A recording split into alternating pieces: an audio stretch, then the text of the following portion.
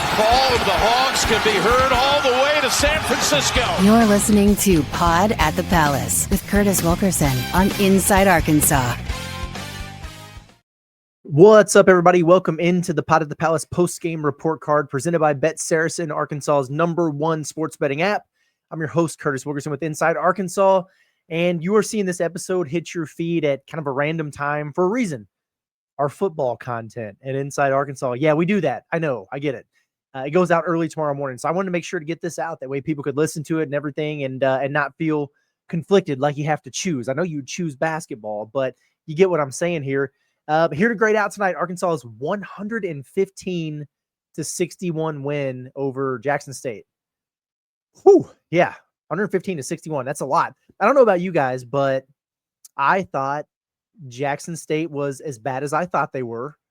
And I also thought that Arkansas did exactly what it needed to do in a game like this on multiple fronts. So let's grade it out. Been a while since we've had a report card that has been this easy, to tell you the truth.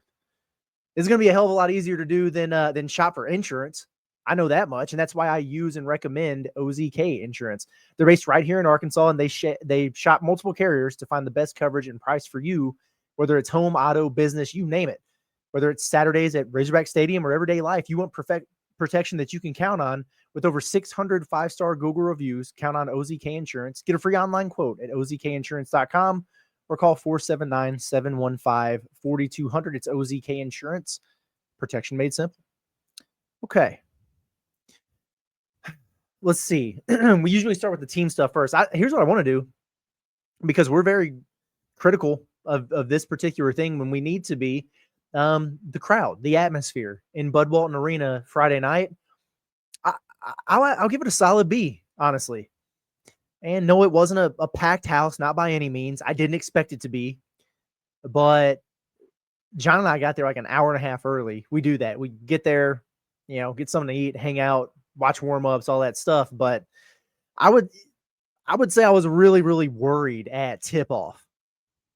And yeah, it just didn't look great.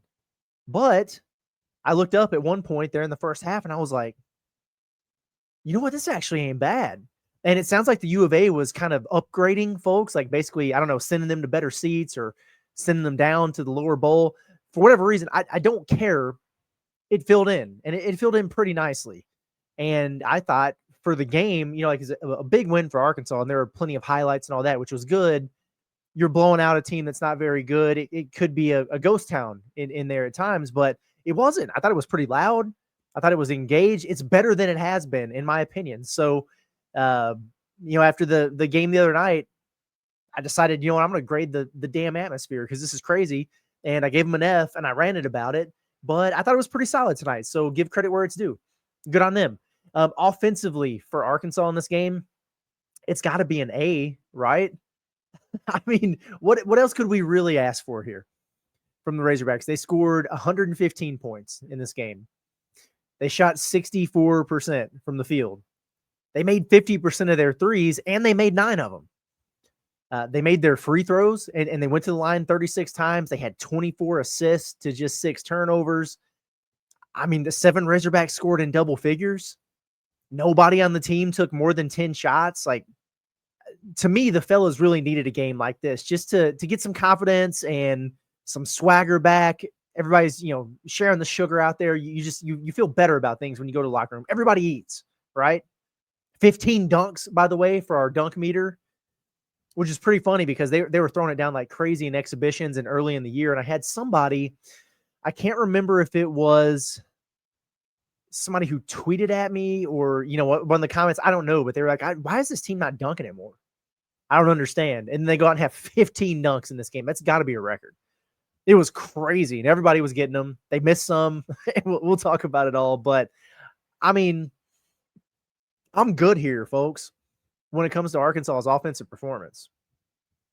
And it was against a bad team, but, they're giving up 100 a game coming in.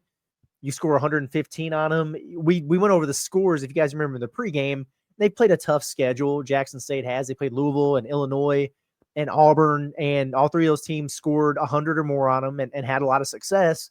And that's the caliber of team that you think you are. if you're Arkansas. All those teams are good. They're all ranked. They're all going to be NCAA tournament teams, all those things. And you did exactly what you're supposed to do. And also, by the way, I'm not going to sit here and complain about Arkansas getting beat on the offensive glass.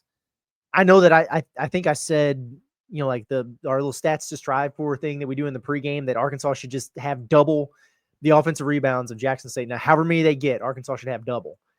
And I still feel that way. But at the end of the day, when I really look at the stats here, Arkansas had 9 offensive rebounds. It's not a big number. And I want them to continue to get better at crashing the glass and positioning, just having a nose for it in there, being a little bit more physical. All that stuff still applies here.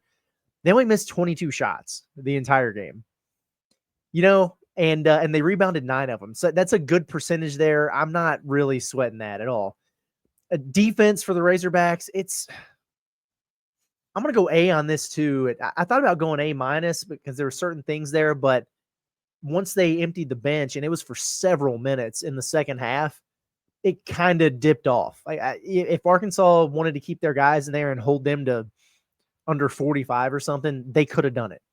If they wanted to score 135 in this game, they could have done it. I did make no mistake. I said that Jackson State would beat that Maryland Eastern Shore team from last year by 20. I don't know. I think that would actually be a game that goes deep into the second half. I would not force anyone to watch it. I wouldn't force my worst enemy to watch that game, but I think Jackson State would beat them. I think they are better than those guys, but it ain't by that much. And, Cal, he said after the game, it was funny. We were playing the clip on the postgame show, and he said those 2 teams that we played, he was talking about Sanford and Winthrop. He's like, they're not 50 points better than Jackson State. And I paused it right away, and me and Andrew were both like, are we sure about that? They struggled, man. They weren't very good, but you did what you were supposed to do, which is has not been the case for Arkansas here recently. But some of the things I really liked, like 61 points, that's fine. You're never mad about that. They averaged 60. Hogs cleared the bench at the end of the game. They hit some shots, whatever. But held them to 34% shooting. That's very good. Only put them on the free throw line 11 times. You love to see that. Here's my favorite thing about this. Arkansas forced 20 turnovers. Not only did they do that, they turned it into 38 points. So damn near every time you turned them over, you got 2 points out of the deal. 14 steals, and that fueled everything in transition for Arkansas. 34 fast break points. That's the most they've had in a long time, in like more than a decade. I don't have the stat right in front of me, but I saw it from Hogs stats. So that's really good. And it's exactly what they should have done. Jackson State literally couldn't dribble the basketball. It's crazy. Now, a couple things I'm not crazy about. And listen, we're not being nitpicky at all in this game. I'm happy. Needed this. Like I said, it's been a while since we've been able to have a fun conversation after one of these games. So, hey, good on the Hogs for showing up and showing out. And it was a lot of fun. But I do think 9 threes is too many to give up to this team. And they were 9 of 27. Like, it's not that they were, lighting it up out there or whatever. Some of them came a little bit late. That's fine. But it's just one of those things where, like the numbers are kind of adding up. And they still got some work to do on that front. Nothing was going to be completely fixed after a game like this, but you like to take strides in the right direction. Like some of the stuff, like we hey, if they have 20 assists, Arkansas, then we know that the ball was moving and it wasn't sticking, and you had a more efficient performance. They go out there and get 24, stuff like that you see and you feel really good about it. And you see the 9 threes given up, and you're like, oh, we won by 60 or whatever. So I'm not going to stress over it too much, but you still just feel like they got some work to do.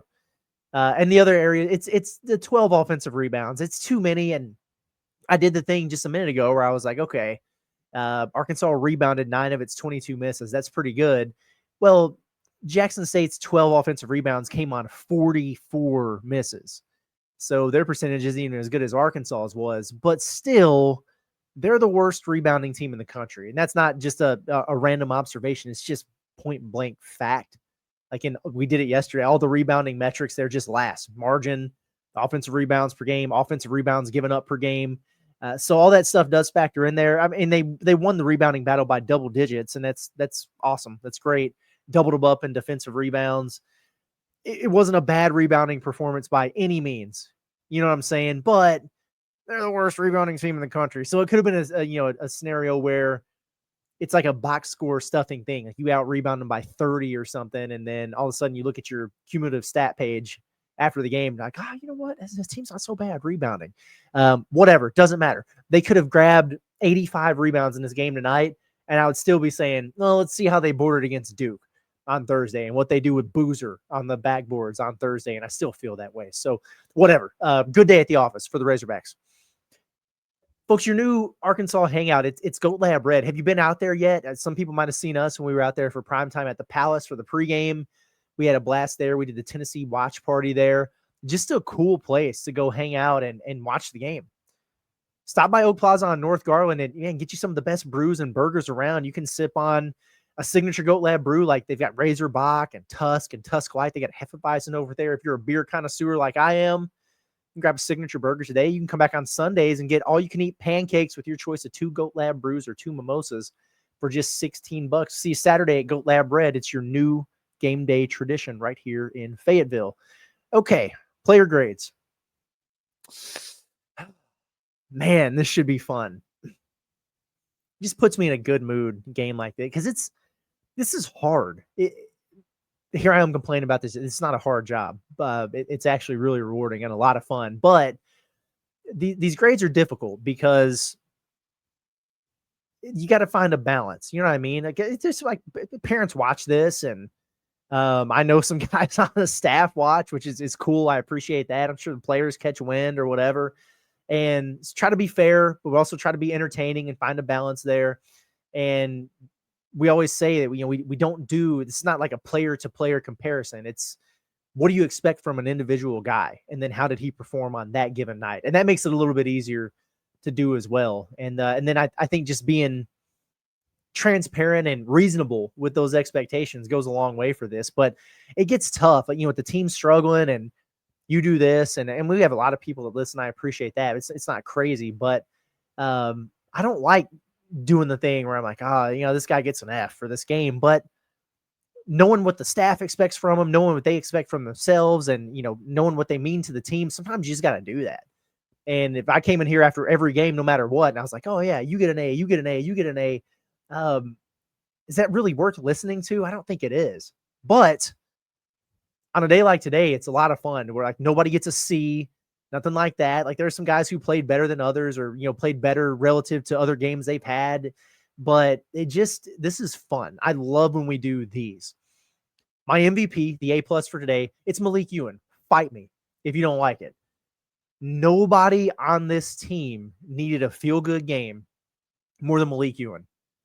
And I just did the whole spiel that I did before we started this because I finish recording some days and I feel bad. Not that he gives a damn what I think, I understand that, but it's sometimes I'm like, man, am I being too harsh on Euan? Like it's early in the season. He's still trying to figure it out. Get frustrated just like anybody else. It's like the effort stuff, there at times. And, but at the end of the day, we've talked about him so much here recently. And the reason why is because he is so damn important to this team's potential. I truly do believe that. And I'm not saying, one big game against Jackson State makes everything all better, but boy, it's a step in the right direction. And I'm pumped for him. As frustrated as we might get, after some of these games where, guys, they no show or they don't play up to their potential. And you're like, dang, man, if you would have had him, you'd have won the game. When they do show up and they do have those moments, it's awesome. Love that. At the end of the day, we're all Razorback fans. You know what I mean? So good on Malik Euan. 21 points in this game. It's a season high. He was 8 of 9 from the field. He made his free throws. He had 5 dunks. We forget about how athletic that dude is. He has like some behind the back passes and behind the head passes, and he was having fun out there. And I wanted to see him have fun. It was fun for me to see him have fun. Basically, he was playing some point forward, which he can do. It's a big part of his game, and that changes things. It opened things up for Arkansas offensively. And if he gets the comfort level and the confidence level to where not that he's throwing the the circus passes and everything out there, but where they're able to initiate some stuff through him and run some stuff through him, Arkansas's offense goes to a whole new level. So that was good to see in this game. 3 assists, by the way. Only 3 rebounds. Yeah, I mean, could have been more for sure. He had a block and 2 steals, so making some plays out there defensively. Not one time did Cal have to yank him out of the game for his poor effort. We were sitting right beside the bench, like right mid-court, right behind the table and everything right there, and could hear everything Cal said to every one of the players out there. And not one time did he have to get on Euan for his effort in this game. That's good. It should be a given, but it hasn't been. And so that was great to see. In fact, he was really encouraging him, by the way. But in the second half, there's about 8 minutes left, and Euan was at the scorer's table. He was getting ready to check in, and Cal walked over there, and he said, "Hey, I want you to play. Like, I want you to get these minutes right here. It's important for you. If you need a blow, let me know. Head tap. I'll give you a minute. We'll get you back in there. But I don't want to see you moping around." And I was laughing so hard at that because he knows. Like, it's telling with Euan. And guess what?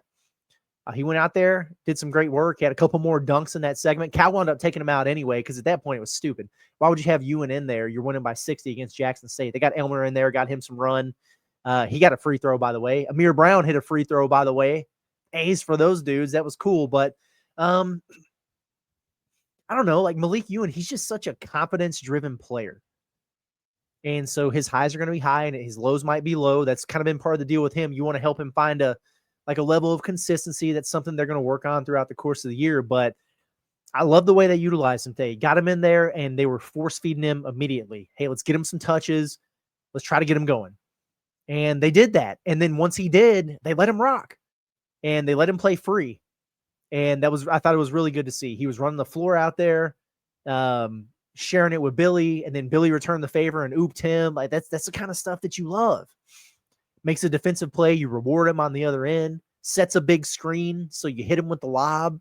And it's like that positive reinforcement of, okay, well, I guess if I do all the things that they've been telling me to do, then I could eat, with this team. So I love it.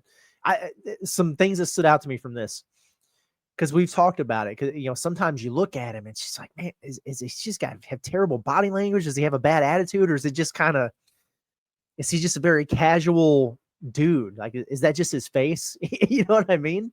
And I've asked about this before, and I've had people, with the program saying, "No, we love him.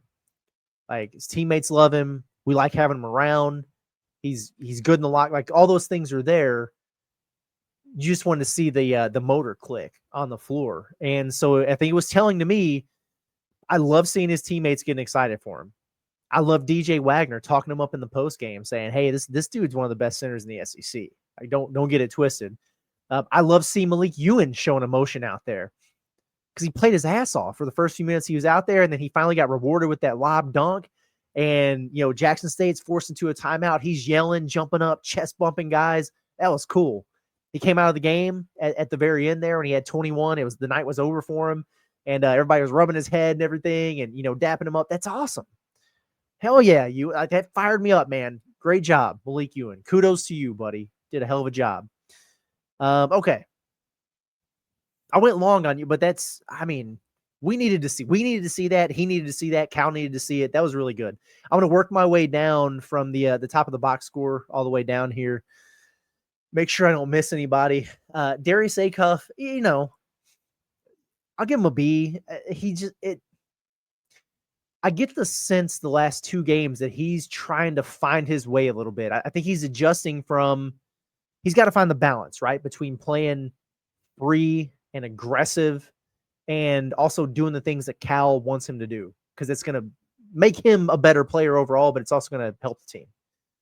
And he talked about how he's got to get Acuff to stop taking breaks on the floor, because there'll be times out there where he goes, 100 miles an hour, and he does a lot of the time, but then he'll take a possession off defensively.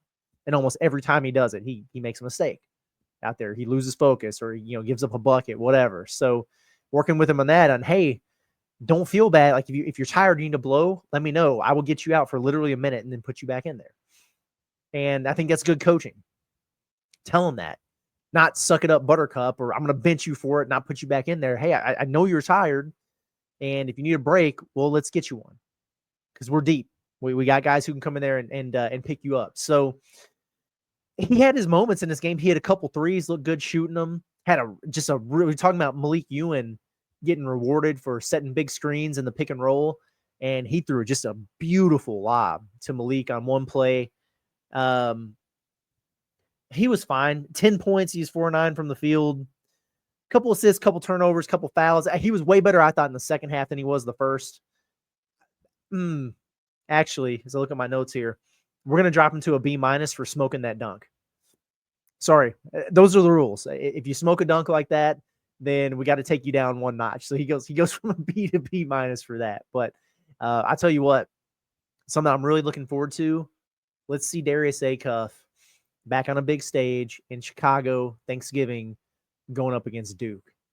I have a feeling, methinks, that the folks who are sleeping on Darius Acuff are going to know exactly who the hell he is after that game. I can't wait. Trevin Brazil, A- for TB. Yeah, A-, sure. I thought he looked good. I was actually surprised at the end of the game that he only took 4 shots. 8 points, 7 rebounds. He was 2 of 4 from the field. He was 4 of 4 at the free throw line, and that's notable. Trevin Brazil has been making his free throws. Knock on wood for sure, because we need it to keep up, but he really struggled at the line last year, and he looks like he's really tidied that up quite a bit. So that's good to see. He had a highlight dunk early. Really nice play between with him and Nick Pringle, by the way. They've got a good connection there. Nick Pringle and TB play really well together. But he had a dunk off of that. He had a highlight dunk that he made, a highlight dunk that he almost made. Again, he tried to dunk on Jackson State's entire team. He got fouled. But a couple blocks in there. I thought he was good on the glass. He, smooth day at the office for Trevin. Nothing crazy, but he was solid. He was fine. They didn't need too much out of him today either. Carter Knox, A. Big A.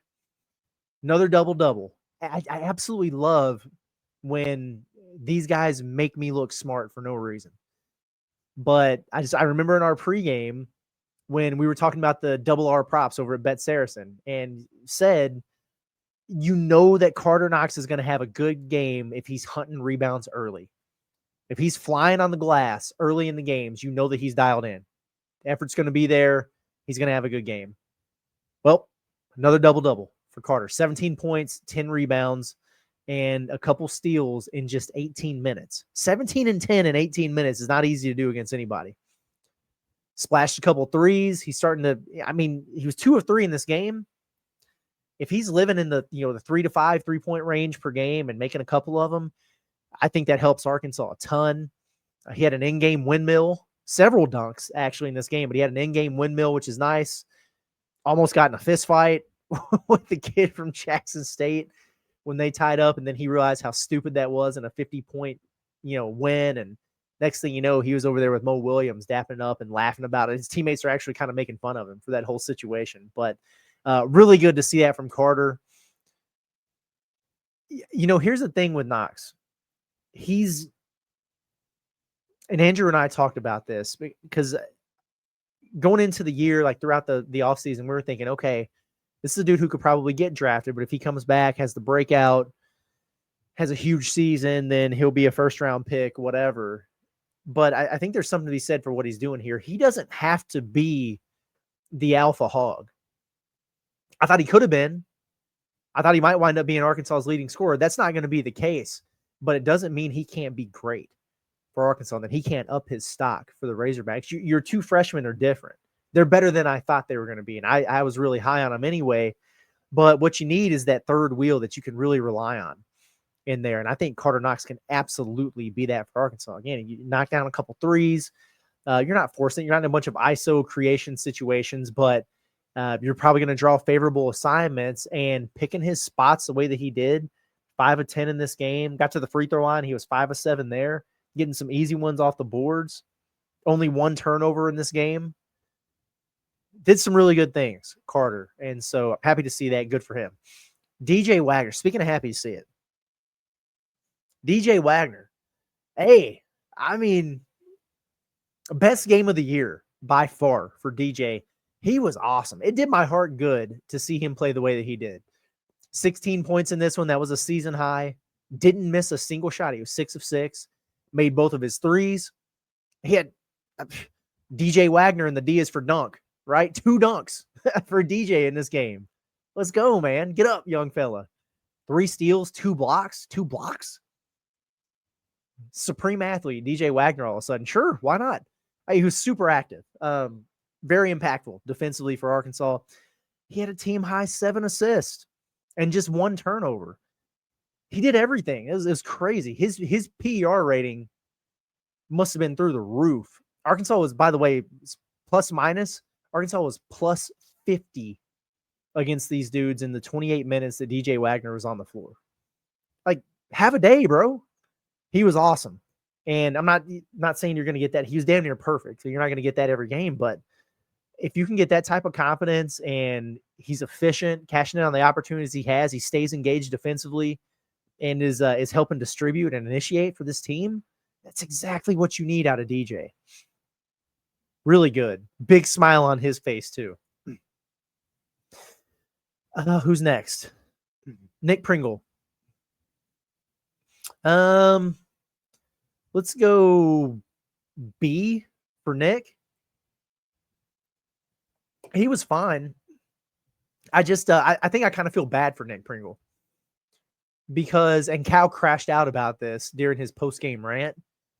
Pringle should have had a dozen points on lobs alone in this game, but his guards, especially in the first half, just threw terrible pass after terrible pass after terrible pass to him. It was wild. They kept trying to bounce pass it and just bad, weird angles that they were going for, missing the target. Like he should have had a dozen off the lobs. Oh, well, he did go 4 or 5 at the free throw line though, which is good. Was that right? Yeah. 4 or 5 at the free throw line. Had 5 rebounds. I think he left some on the table there in the rebound department. He had 3 assists, which is a really nice number there. We mentioned his, the chemistry that he has going on there with Trevin Brazil. He was fine. He was solid. I think his stat sheet, like his box score numbers at the end of the game were a little bit unfair because the dude should have feasted in there and he didn't really get the opportunity because they kept throwing passes at his feet. It's like Cal said, why the hell are we throwing bounce passes when you have a guy where we can throw it over the scoreboard and he can go up and get it and dunk it? And that was absolutely directed towards Nick Pringle. Whatever. Malik Thomas, B, I guess for Leak, he was fine. It was very, very quiet by Malik Thomas standards in a game like this. I thought he was good when he was in there. I mean, he only took 6 shots. I never thought I'd see the day where Malik Thomas played in a basketball game and only took 6 shots, but he was super efficient, 4 of 6. He made a couple threes, got to the free throw line. He had a couple, I thought, really nice finishes in the lane, which is notable. Needs to be able to finish in there, and he did. Had 3 assists. He only played 18 minutes. And it wasn't that he was playing poorly or, in the doghouse or anything like that. You had a day here where DJ was getting it going. Carter was playing well. Billy was playing well. You got a chance to get Isaiah Sealy in there for some minutes and some tick. You were able to continuously play maybe more than normal with 2 forwards because Malik Euan was playing well. So all those things were there, and it's like I'd rather see that and then save some of the wear and tear on Malik Thomas. You know what I mean? I'm not sweating Lee. He's good. He's going to be just fine.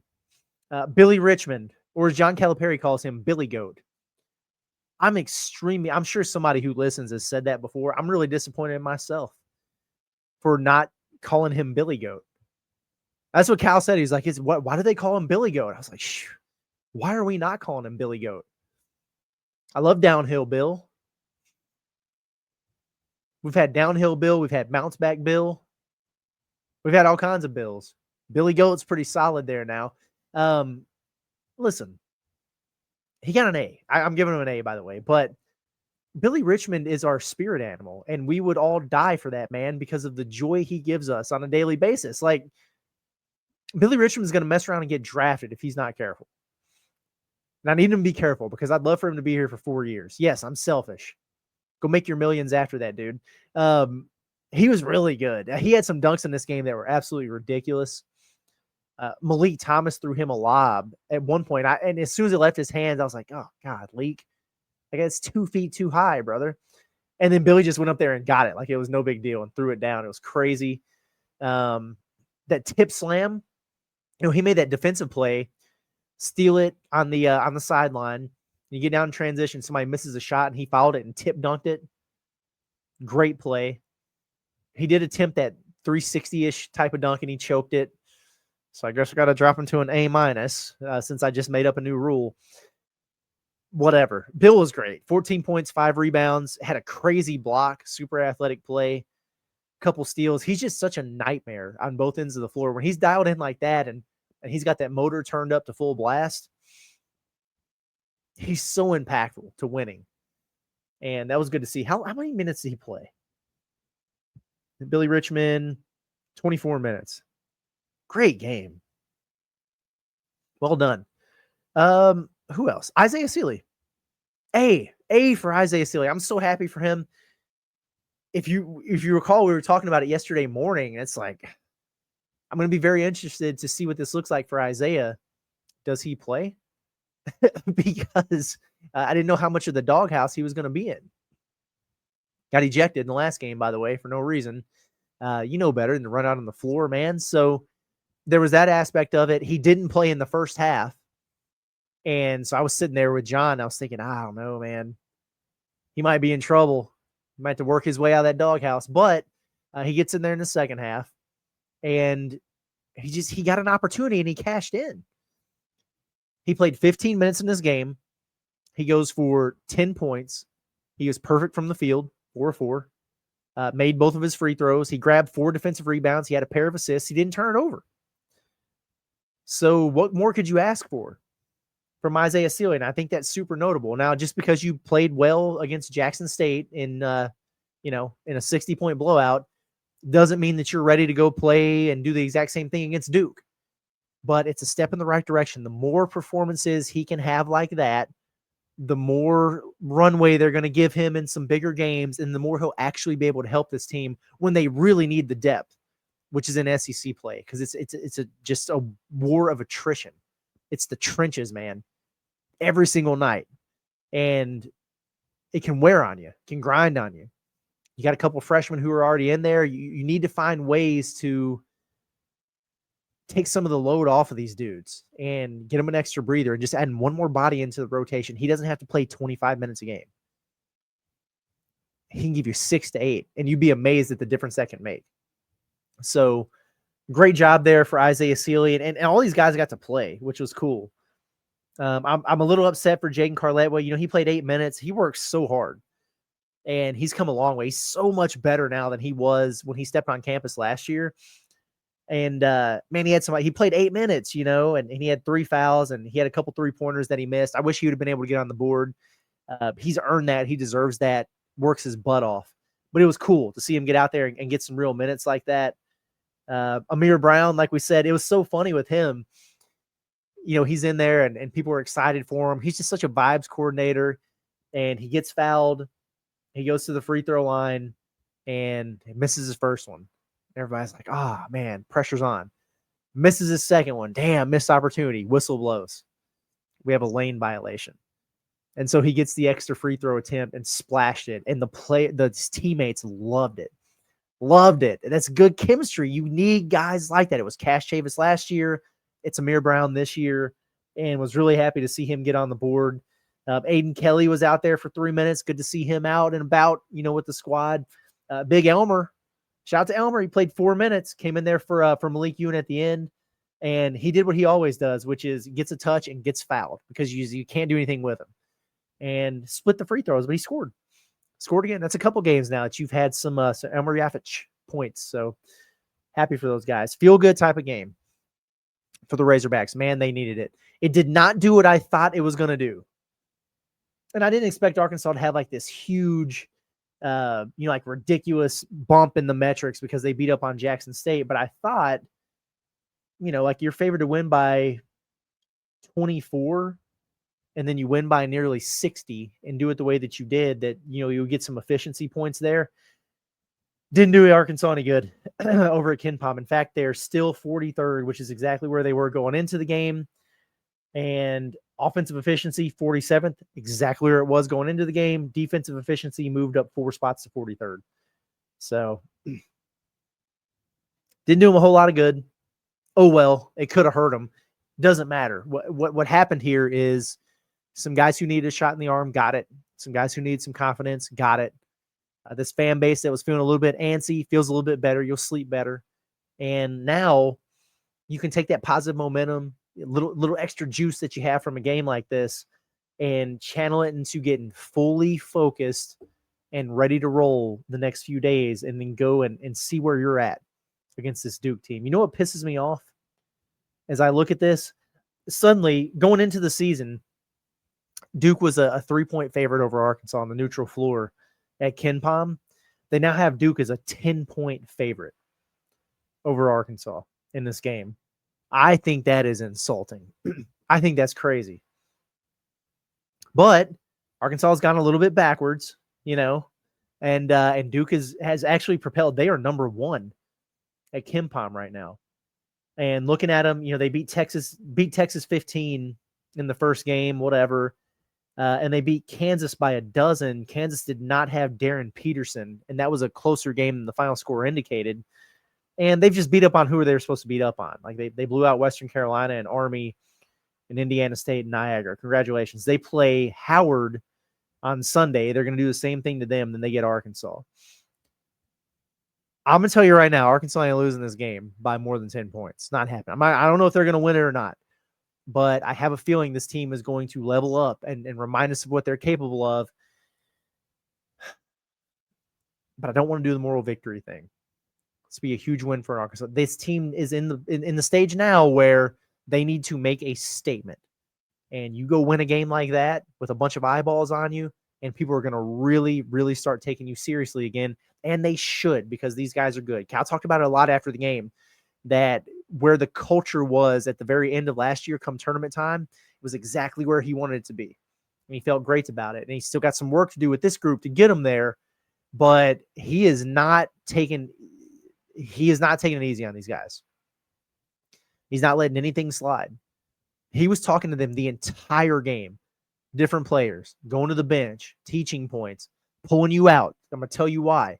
The entire game, everybody, until the very end.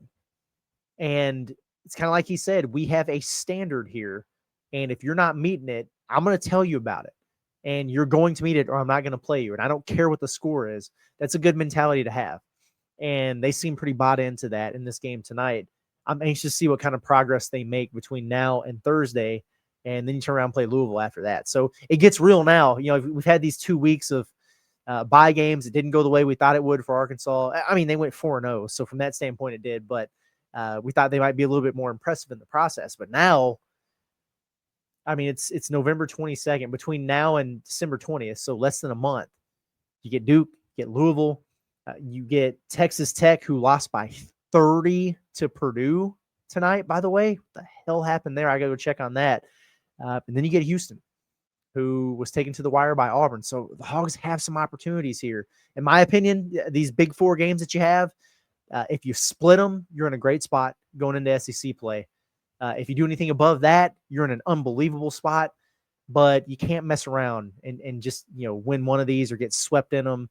That would be really, really unfortunate. I don't think they will. I don't think that's going to happen, but you want to avoid it at all costs. Anyway, I'm going to get out of here, folks. Appreciate everybody for tuning in. As always, going to take Sunday off unless something crazy happens. Then we'll be back with what I would imagine will be a lengthy show on Monday. And we've got a little bit of time between now and Thursday to where we can get into the weeds in some fun ways with where this team is at. And, we can talk some more recruiting, and, we'll get in depth and break this thing down from a X's and O's standpoint, matchup standpoint with Duke. It's going to be a fun week. I'm looking forward to it. And, hey, subscribe to the Inside Arkansas YouTube channel. We certainly appreciate that. And that's where a lot of people watch us. But I'm thinking about, okay, people are going to be traveling for the holidays. You're going to be in airports. You're going to be in your car. You can also listen. And so find us wherever you find your podcast. The Pod at the Palace can be found on Apple, on Spotify, where you can listen, or we have a video element over there as well. If you're out and about, we'll give you some stuff to listen to. So should be a lot of fun. We're looking forward to it. But out of here for now, it's been Curtis Wilkerson with Inside Arkansas and the Pod at the Palace. You guys have a good rest of your day. I'm sure it's not going to be a crazy weekend at all with this football search and everything that's going on, but we'll be here for it at Inside Arkansas. We'll see y'all later.